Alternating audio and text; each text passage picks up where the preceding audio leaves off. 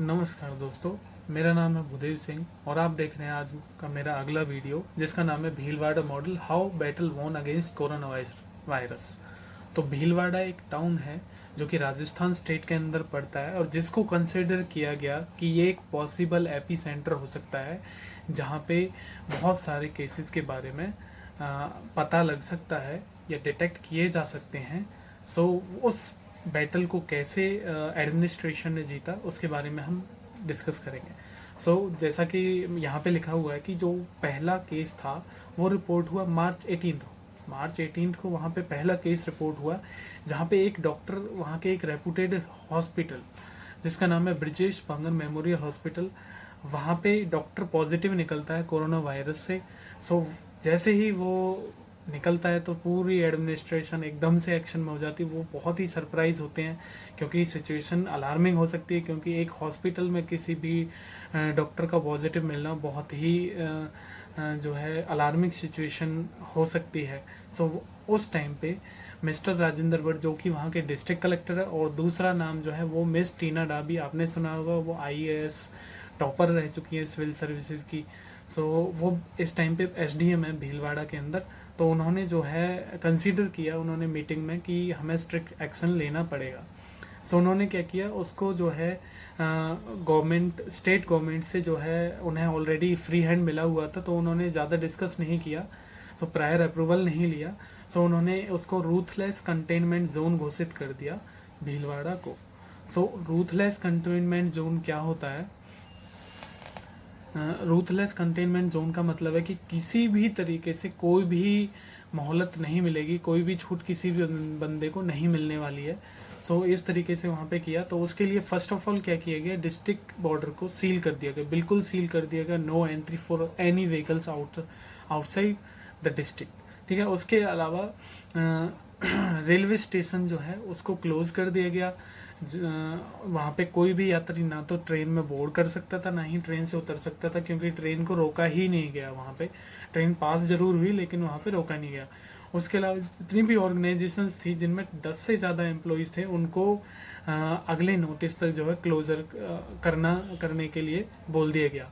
उसके अलावा कोई भी एक्टिविटी और गैदरिंग जो है फूड के लिए, ग्रोसरी के लिए, वो भी नहीं हो सकती थी।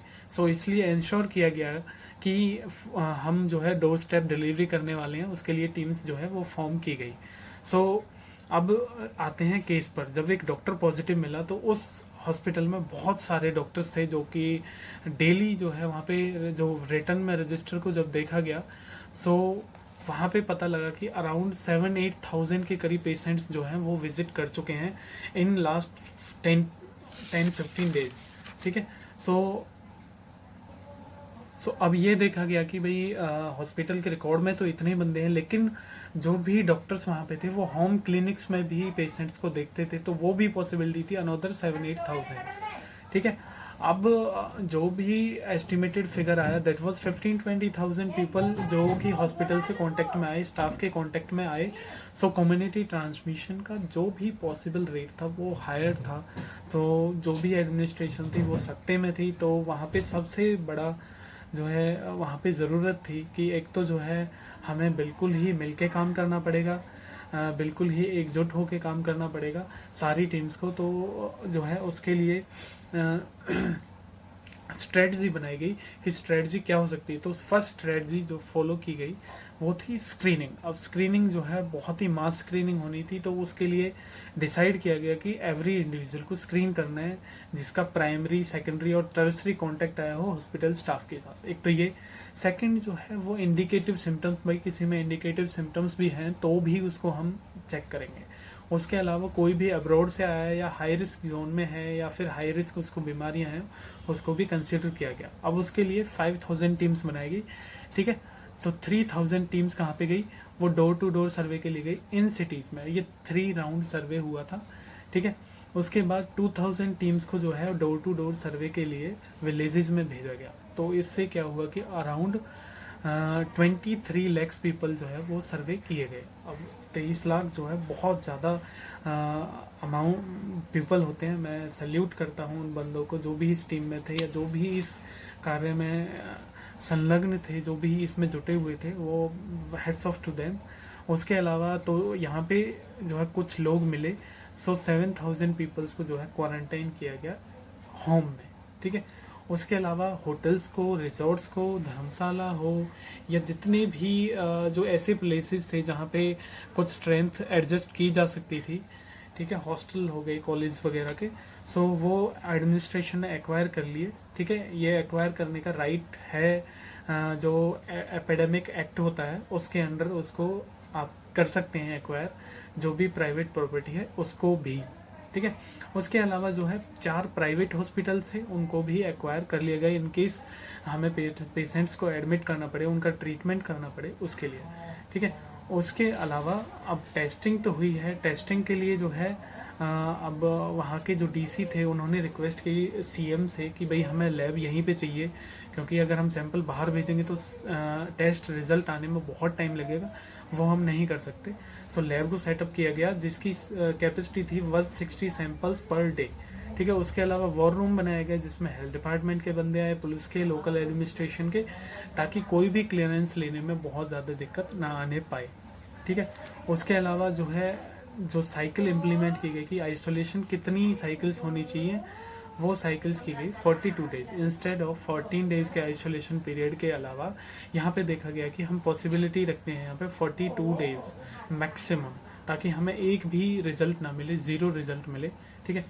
सो इन स्ट्रिक्ट एक्शन के बाद क्या हुआ कि जो है आफ्टर 28 डेज कब हुए, अप्रैल 17 को हुए। यहाँ पे टोटल जो पेशेंट्स मिले वो मिले 28 पेशेंट्स जो पॉजिटिव मिले, ठीक है। उनमें से 2 पेशेंट जिनको सीवियर और भी गंभीर बीमारियाँ थी, इस वजह से वो उनको ट्रीट नहीं कर पाए, तो वो उनकी डेथ हो गई। उसके अलावा 26 पेशेंट्स जो है वो क्योर्ड हो गए, उनको हॉस्पिटल से जो है छुट्टी दे दी गई, ठीक है। सो उसके अलावा अब पिछले 10 अप्रैल से वहाँ पे कोई भी केस जो है रिपोर्ट नहीं हुआ है, और अभी भी एडमिनिस्ट्रेशन जो है वो कह रहे हैं कि हम जो है मई तक का वेट करेंगे, जब तक हमारा 40 डेज़ का आइसोलेशन पीरियड कंप्लीट नहीं होगा, तब हम देखेंगे कि हम इसको पूरी तरह क्योर कर पाए हैं या नहीं कर पाए हैं। सो इसका पूरा श्रेय जाता है डिस्ट्रिक्ट कलेक्टर और जो वहाँ की एसडीएम है उन दोनों को, और जो भी टीम इसमें इंक्लूड थी। So heads of to doctors, heads of to administration, heads of to police, and जो भी लोग वहाँ की जो जनता थी जो इसमें उन्होंने पूरा सहयोग दिया एडमिनिस्ट्रेशन का, हालांकि उन्हें बहुत दिक्कतों का सामना भी करना पड़ा होगा, वो कोई इश्यू नहीं है, अगर बीमारी जा रही है तो बहुत अच्छी बात है। थैंक यू, और ये था मेरा आज का वीडियो। आई होप कि आपको ये वीडियो पसंद आएगा। अगर पसंद आए तो लाइक करें, कमेंट करें और शेयर ज़रूर करें, और मेरे चैनल को सब्सक्राइब भी करें। थैंक यू, धन्यवाद।